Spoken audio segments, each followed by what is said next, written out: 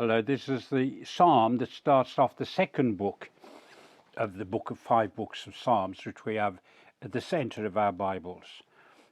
It's the psalm which you may know well, as the hart panteth after the water brooks, so panteth my soul after thee, O God. And the second verse is the one I want to give you today. My soul thirsteth for God, for the living God.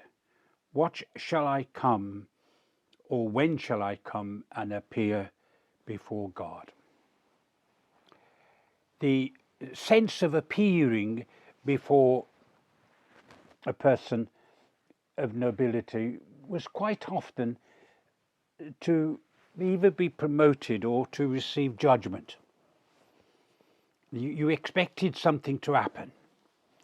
You didn't just come for an afternoon cup of tea and just talk in a friendly way. There was an occasion. When shall I come and appear? Appear, not come into his presence, but appear before God. Now, if your soul is wanting with great energy to partake of God, to drink, as it were, from the living water, and this symbol of living water you find in the very first book of the Bible, but you'll also find it in the Psalms. The deep waters, we drink from the deep waters. He keeps us away from the troubled waters, which is the waves and the billows. He keeps us away from those. But when you have a thirst and a quench, it's like being in the desert land. And now you thirst. Or it might be like Ezekiel. You have the salty waters all around it, and you can't make use of them. And in Ezekiel, from the very throne of God begins to flow the living waters that turns all the salty waters pure, so that you can drink. It gets to your legs, to your knees, to your waist, till you have a commitment to them that is total. In the book of Revelation, it flows down where there are trees on both sides for the healing of the nations. Not one, but just multiple trees flowing down each side, where there's life and there's energy. I thirst for you. Now, when can we get this hunger for God, this thirst for the God, this quest for God? Jesus could say, if any man thirst, let him come unto me and drink. Or he could say to the woman at the well, if you did but know it, you would have asked of him, and he would have given you rivers of living water springing up. You don't have to put the bucket down into the well. It's springing up, and it'll pass you, and you'll touch heaven itself. You've got all these images. And again, the rock that followed them was Christ, and what they did, he gave them living waters. And when do we get it? Well, I don't know.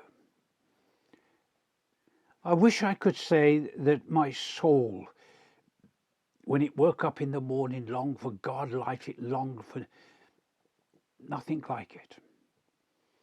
But maybe, sometimes we get that urge and that feeling. And if we do, we should go for it.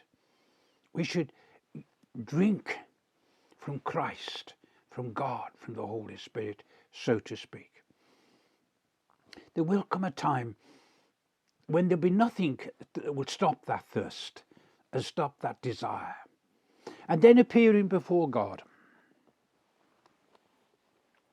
I have mentioned many times, and I will do, because to me it's so important, that one day we'll stand before the judgment seat of Christ and we will appear before God. And I'm so pleased.